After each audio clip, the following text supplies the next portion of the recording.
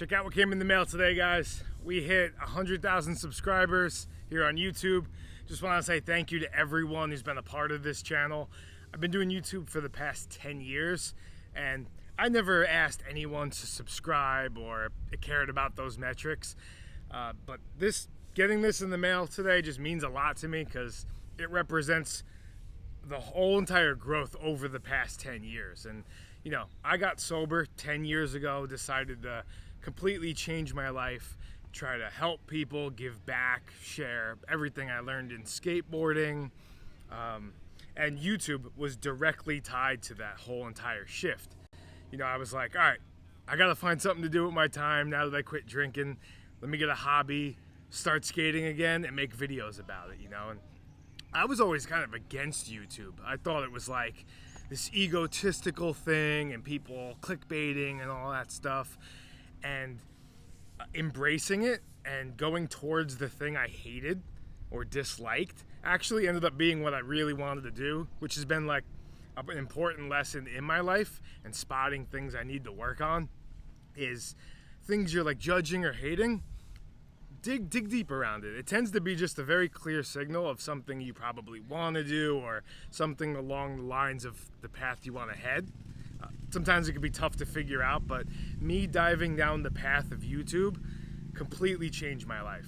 I went into it with an open mind and thought, whatever feedback I get, I'm going to assess, and whatever challenges I face, these are things that I'm weak in or that I need to improve at, you know, and instead of like shying away from it, I embraced it and faced all of those uncomfortable challenges. And I mean, when I started from like as scratch as you can possibly start.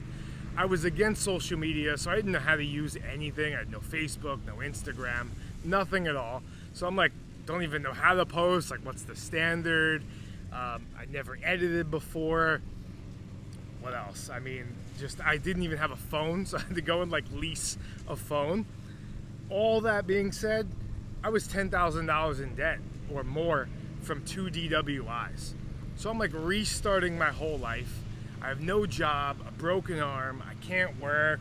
I dropped out of high school, got no education, no real like skills. And I'm just like, all right, I'm gonna start a YouTube channel to pass the time while I'm trying to get sober. So I was like, all right, I'm gonna rebuild my whole life. How can I make YouTube videos at the same time that I'm working? So I was like, all right, I'm gonna become a server. It's very easy to, not easy, but like I can serve at night, make cash, try to get out of this hole. During the day I could skate and make videos. So that was like my main focus. I never served before, I cursed, I mumbled.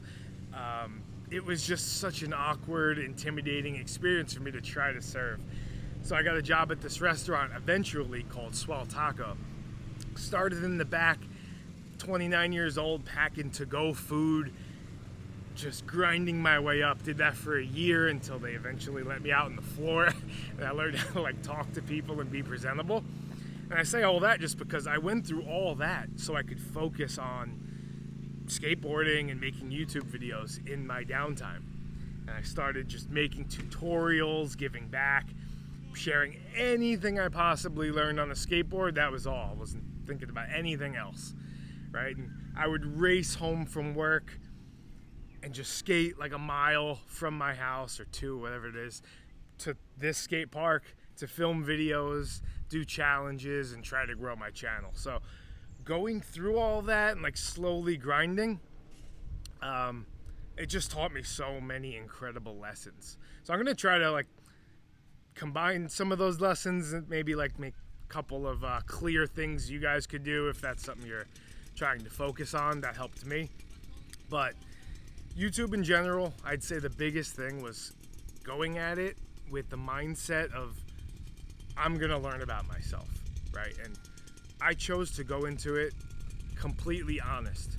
I try to never, ever, ever say a lie. If something's like off, like, nope, not doing it. I completely give everything 100% honesty to you guys every time I make a video. I don't paint a different picture. I don't pretend like a challenge is what it isn't. Everything is completely laid out. And that is one of the main things that when I went into YouTube, I didn't like, right? I didn't like people faking things or lying about things for views. 10 years fast forward, that's gotten way, way worse. I see people all the time lying in their content, manipulating things. And that's cool if that's what you want to do, but for me and my personal growth journey, that wasn't going to cut it. So I made sure everything was tied to the truth, being completely upfront, and if I grew slower, that's what it took, and this, a lot of people have gotten here faster than 10 years, like much, much faster. But that's why this means so much, because I didn't compromise on any of my morals or lie to do it. It was all just exactly how I wanted to do it. And yeah, it was slow and steady, but I got there, and I feel good about all of the things that I've done in that time. And I don't think it would have led me to the Skate Across America and just all of the things that I've done on this channel if I hadn't taken that approach. Like, I have no idea where I would have went, whether it's chasing views or this or that. But it's been cool because I just got to meet so many people throughout this whole journey. I go to different countries and people say how the trick tips help them, or they watch the Skate Across America. So seeing it after all these years actually have an impact or like help people is mind-blowing. Because I did it just to help myself. Like, I was trying to come out of a hole and share whatever it was that I've learned in my experience to help other people. So to get those messages like over the years, it's cool. It's cool to see, and it fuels me to keep going. And I think I went in waves on YouTube. Like, I'll get burnt out, I'll do something, and after the Skate Across America, it was tough to come back on and be like, all right, this is next. Like, I just didn't have that same excitement, but after taking some time, reflecting, getting this thing in the mail, it's like I was taking it for granted, and I don't really do that. I tend to try to appreciate every single thing I have, but moving forward, it's just cool that this platform grew to what it did, and I want to appreciate that and try to grow it even more and grow myself more, because that's kind of what the whole base of this channel was. Like, I'm going to grow myself, figure out where to go, and in doing that, hopefully I learn lessons that I can share with everyone else. So, but yeah, starting YouTube, my tips, everyone, like, the main messages I get that hold people back are not thinking they're good on camera or their own voice. Believe me, I had all of those struggles in the beginning. A lot of self-criticism. You just gotta do it. It's just like learning a trick. It's just like anything else. Like, you have to just put in the reps and the hours. Like, you're just not gonna learn it if you're not willing to take a slam, if you're not willing to try 100 times, and that's the same principle with talking to the camera. Nobody's born to do it. Like, yeah, some people, you have a gift, right? But for the most part, everything is a skill that you can learn.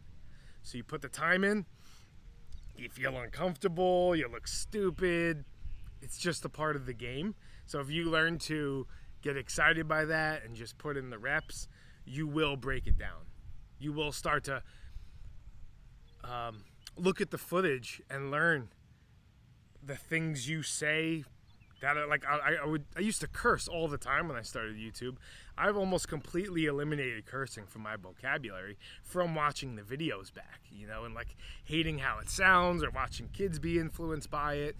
And part of why we, I think, shy away from looking at our own footage is because that's uncomfortable, and you will have to change. So if you embrace that change and look at all these things as, why am I feeling uncomfortable? Why don't I want to look at it? It's probably because there's things you can improve about it, and you're just kind of trying to avoid it. So facing that head on, being willing to do it and willing to fail, you will get there if you just put in the time. It's simple as that. Then with the editing, right, or having no resources, everyone's always like, oh, I need a better camera, this or that. This has changed over the years for sure with the growth of TikTok and everything, but when I did it, people were filming YouTube videos on like bigger cameras more often, and I was only using a phone. Everyone was telling me to get a camera. As my channel grew, did this thing called the 50 Tricks, 50 States Challenge, going to every state in America, learning a new trick, daily vlogging it, all on my phone. Every day I'm filming a video and uploading it on my phone, and I think that built the reps of being able to like have this high output that if you have a laptop and a camera, it's just so much more to carry. You got to move it over here. Things just take way longer. Having it right on my phone is just like quick iMovie, cut it up, post it right to the social media that's already on the phone. Like I said, this has become way more common now, but I'm still, 10 years into YouTube, still only using an iPhone. I don't know how many videos I've created at this point, maybe 600, 700, something like that. Every single video on this channel, with the exception of like 2 or 3 that a friend filmed for me or made like a mini documentary, all were filmed on my phone. Filmed, edited, uploaded, thumbnails, metadata, every single thing on my phone. So no excuses. I had no money. I leased this phone, 10 grand in debt, paid $30 a month or whatever it was to get it, and just figured it out. You know what I mean? So you could always make an excuse, but at the end of the day, any reason you say you're not doing something is an excuse. You take the step forward, you figure it out. If you're not doing that, it's an excuse. No matter how pretty you paint it, you say it's hard. And these are lessons I learned from doing YouTube, from looking inward. I could actually tell you it's kind of a dark, deep story, but I was doing my podcast on this channel. I filmed like 10 episodes. I really was like excited about doing it, but I did every single thing on my phone. Filmed it. I figured out how to have the audio linked to it. Filming like an 1.5 hour long episode only on my phone, wondering if it's gonna like stop recording. It's only one angle. I just made it. I'm editing it myself, doing the audio. I made it so hard that it was so hard to sustain, right? So I ended up stopping the podcast, giving up on it.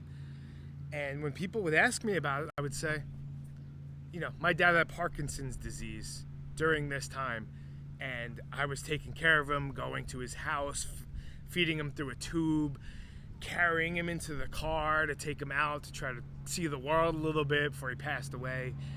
And like, it was a tough time, and I was using a lot of my time to do that. And when people say, what happened to the podcast? I'm like, it was tough with my dad passing away. I didn't have the time. I had the time.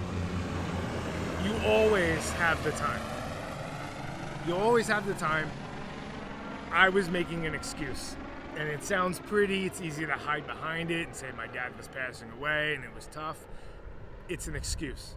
And I've learned that anything that I'm saying, if I'm not taking the action, is an excuse. So these are tough lessons that I learned from taking this path. It's, I wouldn't have been facing these things without doing it. I highly doubt it. Also, the sobriety part of it is, maybe I would have done the YouTube thing if I hadn't gotten sober. Probably not. But let's say I'd done it, and I wouldn't have had that same desire for the introspection and to learn about myself and, without the sobriety. So that's why this means so much right here. It's like, I look at this, and this is my sobriety journey. This is me looking inward, posting videos. That's it. That's the whole goal.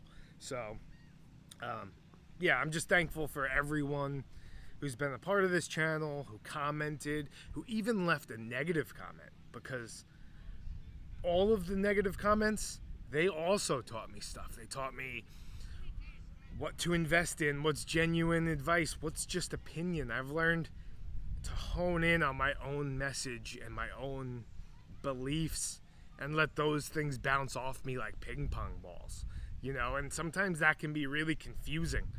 And 10 years of watching those things come in and realizing most of the time it's just people's shortcomings, lack of understanding of the situation, and projections of what's going on in their own life, you know, and not taking those things personal, and trying to help them and welcome them in, and, you know, like, just another part of the journey that it was super important to my growth. And yeah, I mean, and then you think about things like the Skate Across America.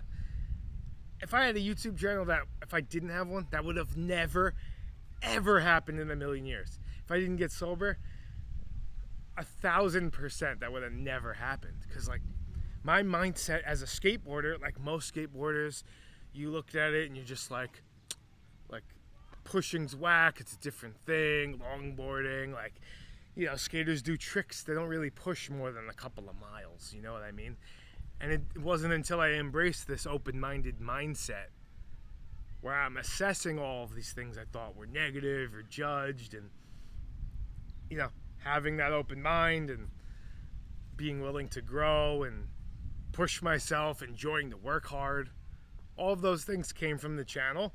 So the Skate Across America would have, and the daily vlog with it, would have never been born without the whole sobriety and YouTube journey. So again, thank you. I tried to make this video as helpful as possible while also sharing how much I appreciate you guys, and yeah, just how awesome it's been. So I'm excited. I have a bunch of really cool ideas for 2025. I'm going to be uploading more before then, but I have an e-surgery scheduled, what is it, September 15th, something like that. So I'm going to do Tanner Jam contest here. It's like the day before or 2 days before, Saturday, September 13th. So we got that. We got the documentary release, more content, and then next year, once I'm healed, I got a bunch of cool ideas, so can't wait to share it with you guys. So thank you for this. Thank you for everyone who's been a part of this channel. And yeah, that's it. I'll see you guys in the next one.